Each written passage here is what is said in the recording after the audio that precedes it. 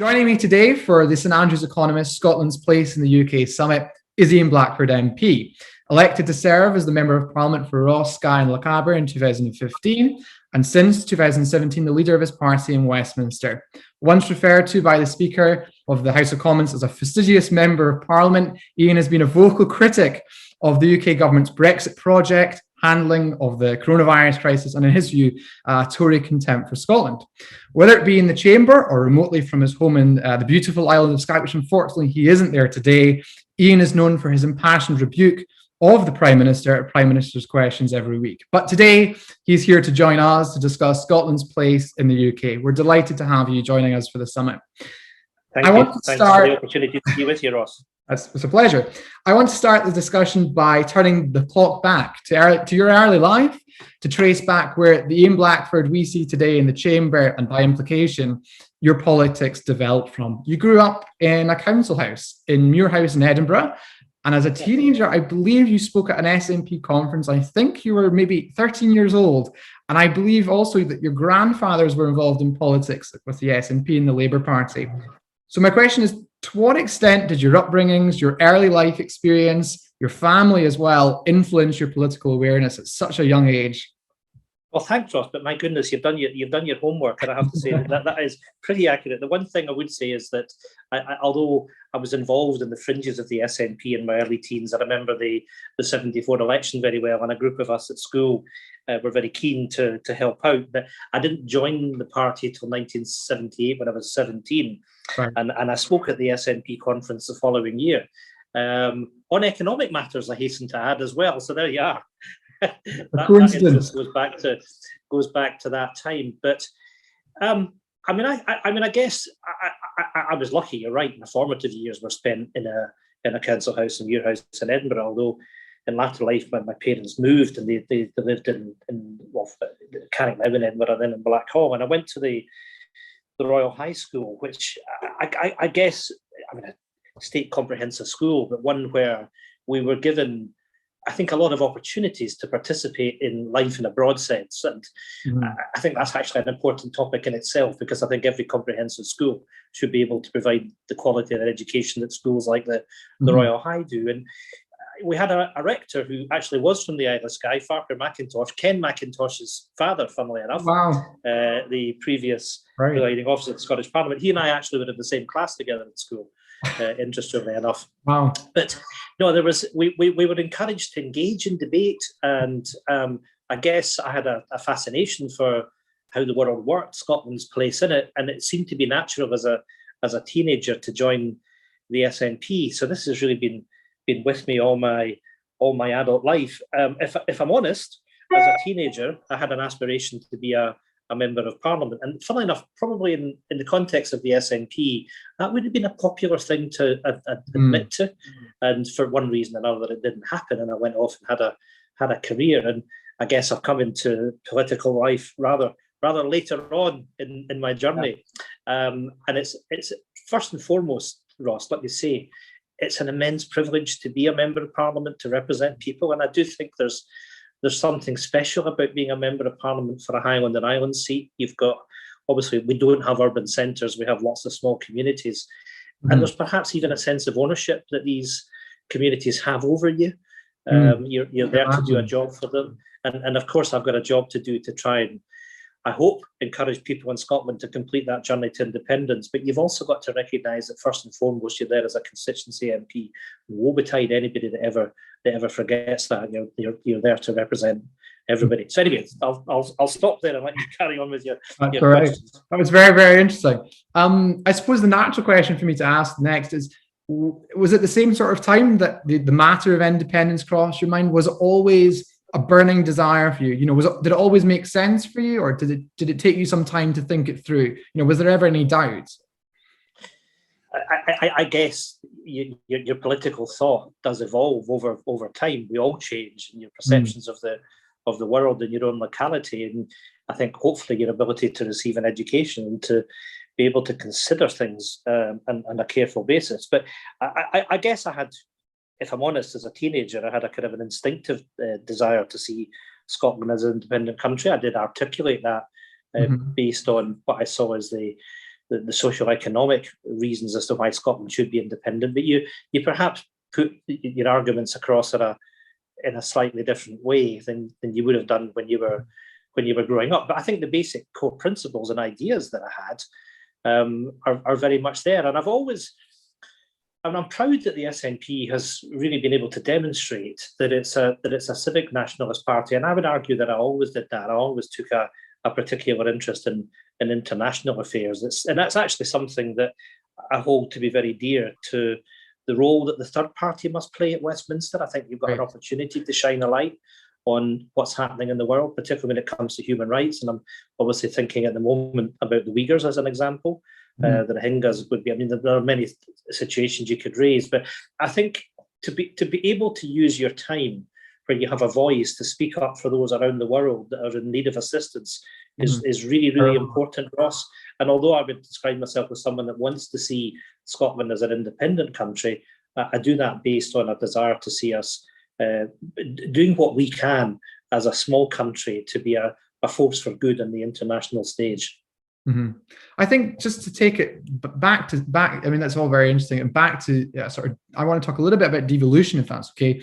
Of course. Thinking back to the years leading up to the devolution package, which obviously we now have the Scottish Parliament and the Scottish Executive. I mean, for my generation, I've only ever known there to be a Scottish Parliament. So I just want to ask, did you see at the time these events as being part of the journey to independence? Was it enough back then, do you think? Well, I would say that I think we could do so much more if we have the powers of an independent country, but there's no question that I think Scotland has changed immeasurably with devolution. And of course, talked about my early years in the SNP. I came into the party at the time of the first referendum in 1978. And gosh, almost kind of feel emotional when I think back to that day when we got the referendum result on the 1st of March 1979. It was a very, very dark day. And I think Scotland was in also a very dark place post that as well. Economically, there were challenges. What happened, of course, after the 1979 election. And I would absolutely make the case that if we'd had devolution in the late 70s, early 80s, then we would have been able to act as a bulwark against some of the things that were happening to us at that time. But for me, Scotland is a very different country. The country that you've grown up in is very different to the one that I grew up in. And I think there's a sense of self-confidence that the country has, that ability to do things for ourselves, to be able to shape things when it comes to health and education and every other devolved area. And I think a lot of things that we can be proud of that the Parliament has achieved. The Parliament belongs to the people. And I guess there's something important in that as well, Ross, because as you'll know, in the Westminster context, there's the principle of parliamentary sovereignty is what the place is very much based upon. There is the historic situation in Scotland. It's often been argued that sovereignty rests with the people. It doesn't rest with Parliament. You can argue that goes right back to the Declaration of Arbroath. And I think there's something about saying it's the Scots Parliament. It belongs to the people that live in that country. And there's that connection that I hope that people have with it. And I think also the sense that we've got that voting system that, broadly speaking, is proportional. That means that people, that their votes count, that they are going to have whoever they vote for, they're going to have a direct impact on the government that is elected. I'm sure I'm not alone in finding your career before your entry into Westminster rather fascinating. I mean, you left school in Edinburgh to work at the Bank of Scotland as a teller, then you worked your way up to the managerial role and then down to London where you are now. By 1999, you were leading Deutsche Bank operations in both the Netherlands and Scotland. I think it's fair to say that your career working as a banker, financial analyst, and investment bank is fairly unique amongst newly elected politicians since 2008. So I guess my question to you is, how did working in these environments temper your view of the economy and how it should work and the economic values? I mean, how did that change you? Gosh, I mean, I guess I see myself as pretty privileged in the career that I had, and again, it was the role that I played in the city was one that was of its time, Ross. It was a very different place than it is today, and it was really by luck rather than anything else that I became an analyst for a country. Right. That wouldn't happen now. If you work in the city and you are an analyst, you'd be an analyst on beverages or media or whatever. Right. But I covered a country, and I have to say that was absolutely fascinating, because it meant I covered everything from the smallest listed company in the Netherlands right up to Royal Dutch, Philips, Unilever, and so on. And as a relatively young person, as I was then, to be given access to the chief executive and the chief financial officers of those companies, and to be able to sit in front of them and question them about how they run their businesses. But not just that, because that also it spilled over into the economic sphere. So I used to go and see the central bank in the Netherlands, and I would go and see the Central Planning Bureau, which is a fairly unique Dutch institution. So I had a broad sense as to how the economy worked, and Right. and to get paid for that was extraordinary. Yeah. So I suppose, if anything, seeing how the Netherlands as a small country, albeit it's one that's bigger than Scotland, seeing how the Netherlands work, seeing how other small countries work, probably strengthened my resolve that we needed to see Scotland go on that same journey as well. Although I was an analyst that covered the Netherlands and got paid to speak on the Netherlands, got paid to speak on Dutch companies, much of my time was spent speaking with clients. So you would be going to see clients in the UK, in the US, but all throughout Europe and Asia as well. So it was, if I admit, it was a privileged existence that we had. And I know people can perhaps look down on the city as well and be critical of the city, and that's their entitlement to do so. But for me, it has shaped to some extent the person that I am today, and I was grateful for the opportunities that I had. In some respects, Ross, I actually started off as a fund manager at Mercury Asset Management before I went over onto the brokering side. When I left Deutsche in the early parts of this century, I then went off to set up my own consultancy firm called First Seer, and that did investor relations consultancy in the Netherlands. And I ended up by accident, again, it wasn't meant, I ended up being the director of investor relations at two Dutch multinational companies. So I've kind of covered large aspects of the waterfront, having done fund management, investment banking, and also been a senior corporate in Dutch multinational companies as well. So it was a lot of experiences that I've gained from that, and hopefully a lot of knowledge. And I hope that helps shape the contribution that I can make to political life. But it's for others to judge that.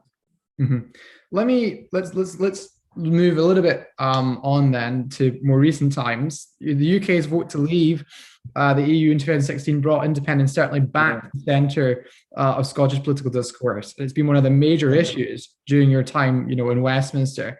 The defining argument, I think, that since 2016 made by the SNP and yourself has been that Scotland's been dragged out of the EU against its will, and both they and the Johnson governments have essentially ignored Scottish voters. In your view, what does the whole Brexit drama mean for Scotland's place in the UK? Well, I think we've got to, first and foremost, we have to listen to what people in Scotland are saying, Ross. And I think there is that sense of loss that goes with leaving the European Union. And I think it's up to us to lead public opinion, but to do it in a way that is respectful to everybody. And obviously there's been a big debate over the course of the last 18 months, 2 years, whatever, about the process and about whether or not there should be an independence referendum. And I'm desperate to get onto a discussion about what kind of country we want to live in. And of course, all of us in all our lives, we're exposed to risk. There's risk in everything that we do. But I hope that people will take a balanced assessment, that our economic, our social, our political interests, our cultural interests are best served by completing that journey towards independence. And I think the fact that the UK has left the EU, and we're now beginning to see the impacts of that. You've seen the trading figures for the first quarter of this year as an example. There's the concern that I would have as to what's going to happen as a consequence of the UK's perspective on trade when it comes to our fishing industries, when it comes to our agricultural sector, crofters and farmers and so on. And I hope that, I know you were talking about interviewing Willie Rennie earlier, but I would say to colleagues on the other side of the debate, let's, on the basis that we need to treat the electorate with respect, let's have that debate about what kind of country that we want to live in. And I think fundamentally, Ross, it's addressing that question about how we change Scotland. I think we have to be honest enough to say that when we look in the rearview mirror, and we look at economic growth in Scotland over any decade you wish to choose, I would argue that we've underachieved our potential. So what has to change to make Scotland work? What has to change to allow us to deliver what I hope would be an entrepreneurial society, but one that would have fairness at its core, and that ability to get to a greener future as well. And when you as young people are very much have to be in the forefront of that debate. It's your future more than anything else. And I think also the universities, the academic sector, have got an important part to play in that whole debate. And also I think the positioning of the academic sector in any independent Scotland is really crucial, and particularly links to that business agenda. Mm-hmm.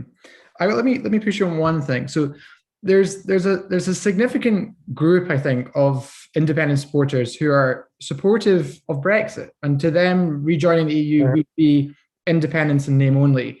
Do you accept that rejoining the EU as an independent Scotland would mean ceding sovereignty, or do you think this may be slightly different, a slightly different argument? I thank you for the question, and you're right. I mean, there are people that have supported independence, still support independence, that have no desire to see Scotland back into Europe. And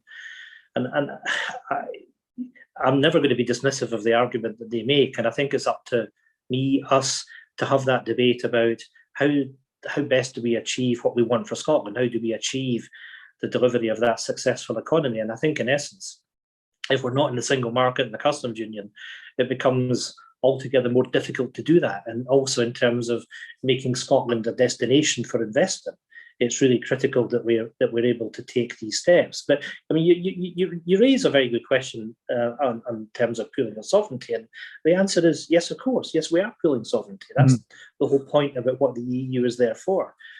But it achieves that by consensus, Ross. And of course, there has to be an element of give and take. We'd be one of 28 members if we rejoin as an independent Scotland. But at the same time, if you look at what's happened with the UK over the course of the last few months, and you take the Single Market Act as an example, there you've got the UK that is determining what will happen in Scotland, has taken powers back from the Scottish Parliament as a consequence of that act. And of course, you've got the levelling up agenda. And I'm not making a cheap political point, but I'm going to pose the question today: what is the levelling up agenda? Because I don't know what it is. I don't think there's much substance to it. Having said that, though, there are some funds that are available, and those funds are funds that previously would have come from the European Union, directed to the Scottish Government, and would have been spent based on the priorities of the government, working in tandem with local authorities, based on politicians that have been elected to serve their communities. And now we have a situation that Scottish local authorities are having to bid to Westminster, that are going to now decide what funding local authorities are going to get. And we see specifically within that, of course, that my area, my region, the Highlands and Islands, has been very much downgraded into the third pot. So I would argue that these things are detrimental. I want to see the investment coming to Scotland. Of course I do. That's another matter. But I do think there's an issue about how people work together. There is a big difference in the government of Boris Johnson from Theresa May, and there's a lack of desire from Number 10 to work with anybody, and it's not just us in the SNP and the government in Edinburgh that say that. That's very much a view that you'll get from the other devolved administrations. Let's turn then to, I think you touched on a little bit there about the debate about mandates. I think that's, obviously you wanted to move from it, but that's where I think the debate is now. Obviously, the SNP won this year's Holyrood elections, but notably falling one seat short of a rural majority. In a percentage vote share terms, the country is effectively split down the middle. And even despite Brexit and a divided and frankly uninspiring opposition in Holyrood and the unpopularity of Johnson's, the polls are quite volatile at the moment in Scotland. And nevertheless, Sturgeon is seeking to portray Johnson as the man who wants to stand in the way of a second referendum. But would it be fair to say that it's the other half of Scotland that have pushed this idea of mandate into this political debate? Yeah, I mean, to an extent, there's a lot of people on the independent side are very, very keen to see a referendum, and keen to see a referendum as quickly as possible. Obviously, I don't speak for the government, but I'm very close to the Scottish government, and I do very much subscribe to the view that first and foremost we need to make sure that we safely get the country through the pandemic. That is the first priority, the absolute priority. I would argue that mandate does exist. I mean, you talk about the elections to the Scottish Parliament and being one seat short of a majority, but of course the parliamentary system, in a sense, is actually constructed to stop you getting a majority. And I think when you look at it in the cold light of day, and let's look at the first past the post seats first, which there are 73 of in Scotland. To win 62 of those is actually pretty remarkable, and even more so when you've been in government for 14 years. And so you've had a government that has been elected with the highest percentage vote of any party in the history of devolution, a party with the highest number of first past the post MSPs, and a party with the highest number of physical votes. So it's pretty conclusive. And actually, when you then look at the list vote, there is a slight majority, albeit slight, for independent supporting parties and candidates in the list vote. So I think it's kind of clear in that sense that government in London, Boris Johnson's got to recognise democracy. They've got to recognise that the mandate does exist. There's a majority of MSPs in the Scottish Parliament support independence, and that should be the natural way of things. But we will choose the timing of that respects the desire to deal with the pandemic first. But I hope, as I said, that we then have that discussion about what kind of country and what has to change in Scotland. Something that, just to touch on something else that's been picked up, I think, or rather put to the argument here is, a few days before the election, the BBC's Glenn Campbell asked Nicola Sturgeon, I think, in a debate about how she would advise a voter who was supportive of her handling over the coronavirus crisis, but didn't want a referendum, and she advised them to vote for the SNP. So the point I'm trying to make here is it more difficult? Is it more about how you can take more people across and the whole country with the agenda of having another referendum? Because it is quite a divisive and it's quite complicated, I think, the mandate in a sense. Yeah. So I think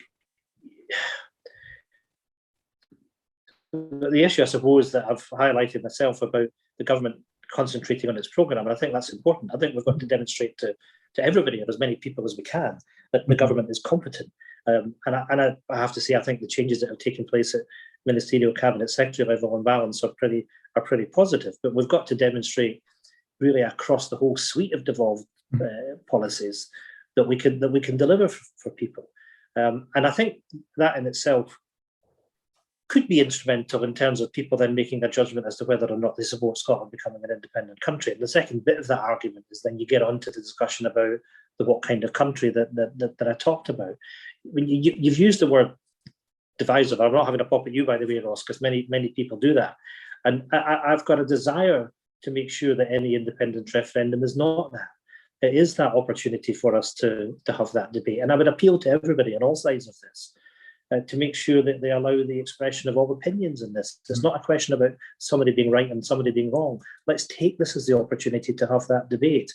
We've got to deal with the toxicity which is there in social media in particular. And I will call that out today, just as I would any other time. And a request for everybody to behave. I don't make a song and dance about social media, but it's been in the papers over the last few days that somebody that abused me and others has just gone to jail for 12 months. It's something that affects everybody, albeit I would make the point, I think, that women politicians get this an awful lot worse than any others. But all of us have got to try and raise our sights. All of us have got to, as politicians, as leaders, to try and get away from the negative and the horrendous debate that we see in social media. Let's inspire people. And actually, when I go back to the 2014 referendum, and a lot of my experiences, of course, were in the Highlands, but the one thing that really struck me was the high level of engagement, particularly with young people. It was really, I have to say, greatly inspiring. So we need to recreate that mood, but we do it in a way that creates space for everybody from a position of safety, openness and honesty to be able to participate in the debate. And by the way, if last thing I'd say on that is that if we win, as I hope we will, and I believe we will, and win well, I want us to take the whole country together with us. It's not about a them and us. It's not about those that support independence or those that don't. Everybody lives in this country. We need to create a better climate, and everybody has a contribution to make. And I hope that whatever decision that we make, that people can do that on the basis that we can do that in a spirit of friendship and openness. Just to, you talk there a little bit about let's have the debate. So let me now turn to, I think the most important point of this interview, I guess, is the economics of independence. So the SNP's own Sustainable Growth Commission proposed that an independent Scotland would continue to use the pound outside the UK monetary union as part of a managed transition to a Scottish currency. So in that period when the independent Scotland is using the pound, is it fair to say that Scotland would have no control over its monetary policy? So no quantitative easing, no lender of last resort if there's a run on the Scottish banks, no freedom to set interest rates. I mean, for years, I think I've certainly heard SNP politicians protest how monetary policy is set to an overheated London economy.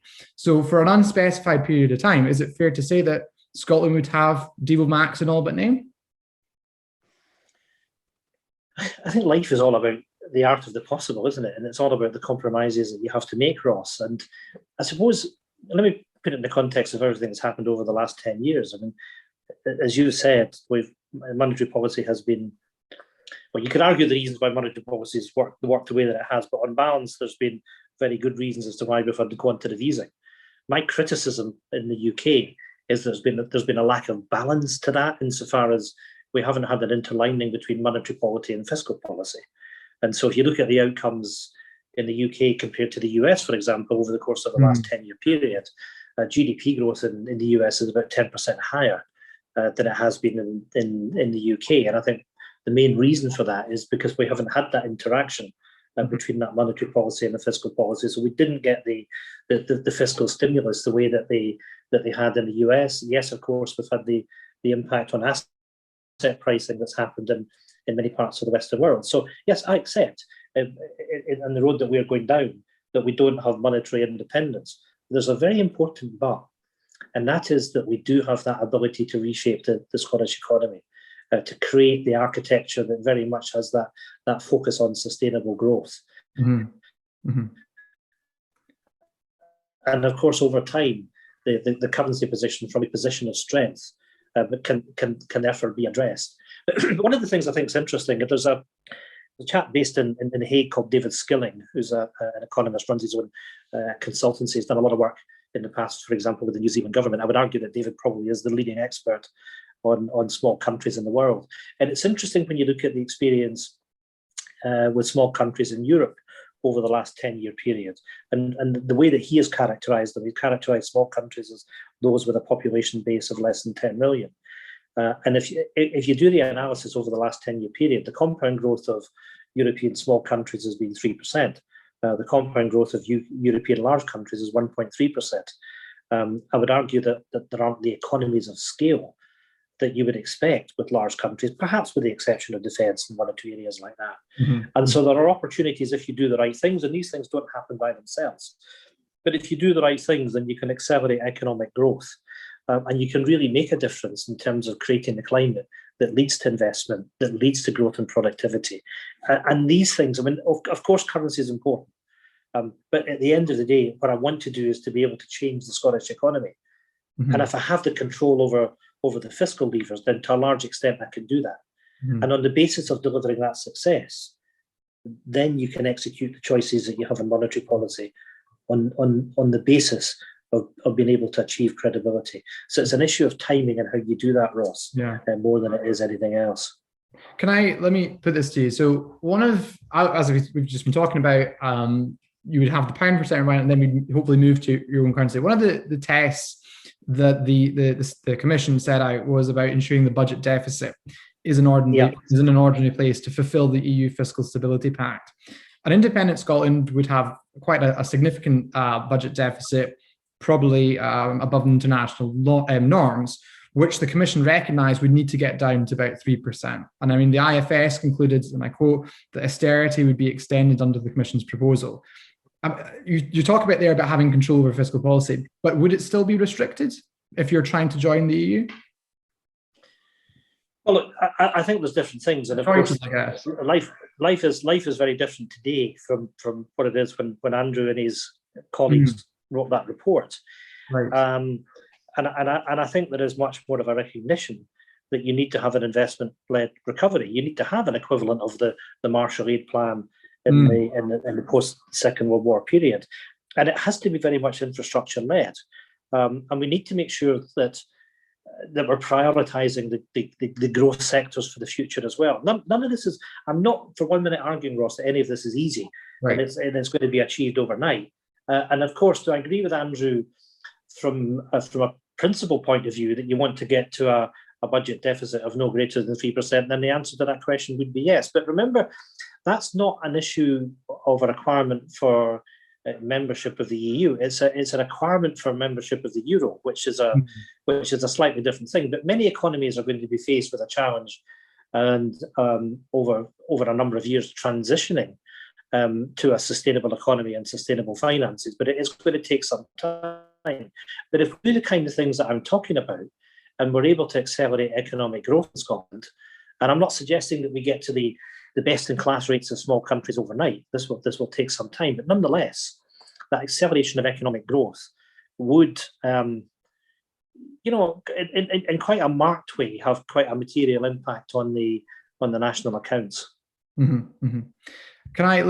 Let me move to one of the other, I think, certainly topical questions, certainly towards the end of the Holyrood election this year. Is if Scotland were to leave the UK and try to rejoin the EU, the border between Scotland and England would be the EU's external border. Now, according to an Institute for Government report, and I quote, as an EU member state, Scotland would have no choice but to enforce customs processes as well as other regulatory checks on goods. So even if there is, some negotiation for zero tariffs, there's probably still going to be some trade friction. And in December 2020, you described the EU-UK trade agreement as an unforgivable act of economic vandalism and gross stupidity. Didn't I remember that? Yes. As it imposes mountains of red tape, added costs and barriers. If you were right then about Brexit, why not about the border that independence could create? We've all seen over the course of the last few weeks and months what this has meant in particular for Northern Ireland. And can I say before I get into the single most important point here is the ongoing delivery of peace and stability in Northern Ireland. It's the one thing that should concern us more than anything else. I mean, the UK has got itself into a position that it need not have got itself into. That's the point, Ross. I mean, the EU is, to an extent, a flexible organisation, and will work with you to remove some of the red tape which is there. But we've almost ended up in a worst case scenario, and a lot of this is going to, I think, be determined over the course of the next few weeks and months between the EU in relation to the island of Ireland. And I suspect that the game on this will change. We cannot be in the situation where the desire for form filling and bureaucracy can be allowed to continue, because quite frankly, we're going to do enormous damage. I mean, I spent a lot of time earlier this year speaking to people in the seafood industry, for example, in Scotland. And I mean, it would just tear your hair out knowing what they had to go through in order to ship goods into the European Union. So I would simply say it's in nobody's interest to do that. I mean, you're right. I mean, if Scotland becomes you're right to an extent. If Scotland becomes independent and we're in the European Union, there will be a border of sorts. Let's not deny that between Scotland and the rest of the United Kingdom. But the nature of that border will be determined by what happens in the discussions over the course of the next few months. But let me make 2 points, though, in addition to that. One is that, okay, so there is that regulatory border that will exist between Scotland and the rest of the UK. As a process of Scotland becoming independent and joining Europe, we've actually removed borders with 27 EU members. So let's not forget about that. Now, then let's put that in the context of trade, because there's something quite interesting. And if you go back and look at Ireland's experience over the course of the last 80-year period, you go back to 1948, off the top of my head, I think 90% of Ireland's exports were to the UK. Last year, they were 9%. And actually, in each and every year, by the way, Ireland's exports to the UK have increased in value terms. But what Ireland's been able to do is exploit a growth opportunity, in particular with its European neighbours. That's a challenge that an independent Scotland has to do that. And then the prize there is quite significant. And I think also when you start to think about an independent Scotland being in Europe and the potential for investment becoming a destination, becoming a location look at your own university and look at, I'm not sure what the figure is for St Andrews. I do know what the figure is for Edinburgh University. 26% of the academic professionals at Edinburgh University are EU citizens. And I do know that it's become a little bit more difficult. Or let's put it this way, the talent pool has become an awful lot more shallow over the course of the last years. That's not in our interest to happen. Just on the point about Ireland, which is very interesting, and that you're absolutely right about how their exports have changed over time. Let me just put this to you. Thomas Sampson, associate professor at the London School of Economics, said that Ireland showed that, as you say, prosperity and independence from the UK was possible in the long term, but, and there was a but here, that in the short to the medium term there would be a whole host of problems. So I guess my final question to you is, and this is sort of along the lines of what Andrew Wilson said, was, to get to the change that independence aims to achieve, it would take a generation. So is the question facing Scots whether they're willing to deal with the challenges that might arise to get to the long-term gains, if you like, of having a small EU country able to have its own fiscal, certainly in the long-term fiscal macroeconomic policy? Would that be fair? To an extent, but then that's a question to each and every one of your generation. Do you want to trade what has been a history of making the wrong policy choices for Scotland that have held us back to an opportunity to deliver that fairer, that better, that more prosperous society? But yes, and one where everybody has a role to play in. But of course, the process of changing the economy, the process of delivering change is going to take an awful lot of work and some time in doing so.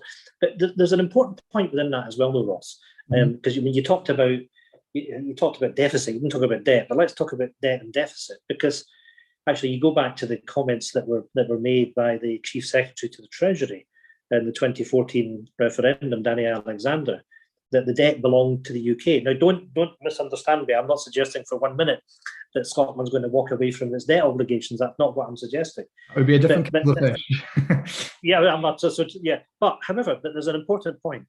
Is that debt exists? It's there in the public markets, and it's a liability of the rest of the UK. Now, of course, we will meet our pro rata obligations, and that will be a subject of negotiation. But strictly speaking, that's not on Scotland's balance sheet; it's on the UK's balance sheet.